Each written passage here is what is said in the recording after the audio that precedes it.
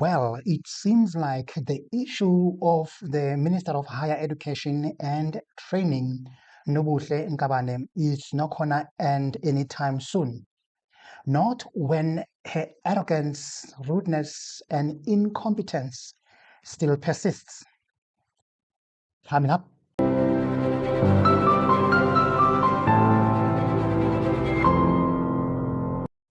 South African Student Congress, Sasco, has had enough with our Minister of Higher Education and Training, Nobuhle Nkabane.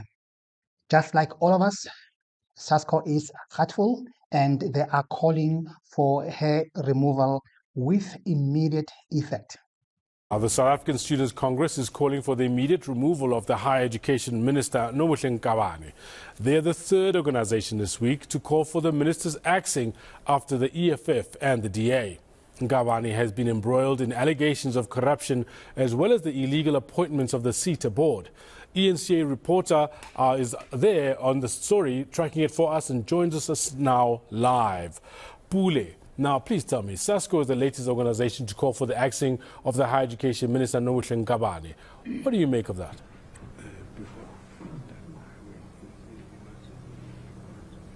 Democratic Alliance also called on the president to follow suit and do the same thing, along other ministers as well. But of course, Sasco has highlighted and expressed a litany of issues that has prompted them to say they're calling for the head of the Minister of Higher Education. I'm now joined by the president of the organization. He joins me right now. Thank you very much for chatting to us on ENCA. Let's perhaps start with you calling for the immediate removal of the minister. What's the deadline there? 24 hours, 48 hours, 72 hours? This is not the first time we've heard this call. How will you ensure that, this demand is taken into consideration? Yeah, thank you very much, Paul. Look, we want the immediate removal of Minister Nkabane. There's no deadline to it. The only deadline we've presented, for instance, in our brief, as taken by the National Executive Committee of Sasco, is the deadline up until we usher in the day of reckoning. So that's the deadline we have. But Mr. Nkabane has to be removed now. She's incompetent. She has to be removed now. Now. Let's go into the day of reckoning. This is mass action. If by this week you have no response, and the minister is still in office, when will we see this mass action taking place? Yes, as you have heard in our plan, that we are going to start to go and consolidate students. Remember that students are on recess currently. After mid-year exams. So once they get back on campus, we are going to do students' mass meetings so that we mobilize them. And remember that we said this day of reckoning, we're going to do it differently from how things have been done in the past. As some of you will recall, this follows a series of allegations including corruption, incompetence, gross misconduct, and an illegal appointment of SETA board members, and of course, lately, misleading the parliament. The South African Congress of Students says it is time to decisively deal with the higher education challenges. We demand that the payment of allowances by the end of recess and that there be no exclusion of any students, be it financially, accommodation, and academic, especially first-year students, due to outstanding allowances. We demand accreditation of institutionally owned residences by NSFAS.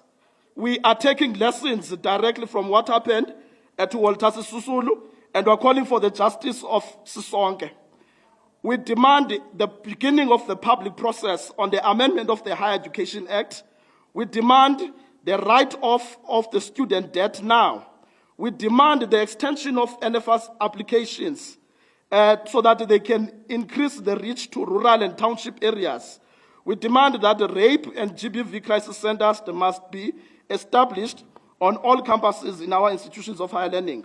Should these demands not be met, the students are ready to bring the country to a standstill.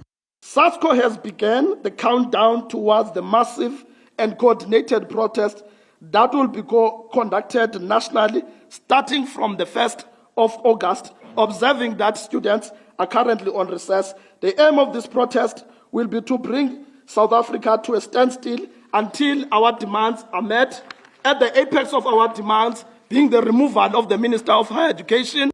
On higher education policies, Sasco wants government to have more control over public higher education institutions. On principled level is that we must protect our students. Now, in protection of our students, we mustn't have a differentiated, fee increments.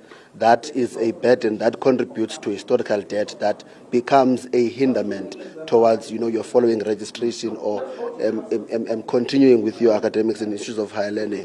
Second to that would be, our curriculum and how it must be reformed. We speak about graduate unemployment, but we are not speaking about what would be the contributing factors towards graduate unemployment, which would be an irrelevant qualification for the job market. Sasco also expressed its support for the much-debated national dialogue. The union believes that there's a need for an open dialogue amongst South Africans. Well, what I find so amazing in all this is how Cyril Ramaphosa has turned a blind eye on the issue of Nobuhle Nkabane. The last time Cyril spoke on this issue was when he defended Nkabane with all his heart, saying that at least we are a government that listens. You remember this? Mr. President, what's your reaction regarding the nullifying of the appointments of the SETA's boards? Well, there was a problem, an issue which the minister is trying to correct now. And I think it's important to realize that where, for instance, as the public sector, mistakes are made, immediately we are able to listen to the criticism, the voices of those in the community, and immediately take corrective measures. So that's what this is. We should also be grateful that we have a government that listens, even where it has made mistakes. Mistakes are made, and the important thing is to listen and to correct. And it is very surprising to see how Cyril could defend his ministers, the ANC ministers, and be very quick to discipline other ministers like Andrew Whitfield when they went overseas without his permission. Not saying that Andrew was right, but I think consistency is very important if you are a leader. And I'm happy that MK Party, EFF, DA, all of them have joined Sasco to make sure that the minister is removed. Because once those parties join in, I know that definitely this issue is not going to die, not anytime soon, until Nkabane is indeed removed from his ministry. What do you think? Let me hear your comment below. And of course, if you're coming for the first time, don't forget to like, share, and subscribe.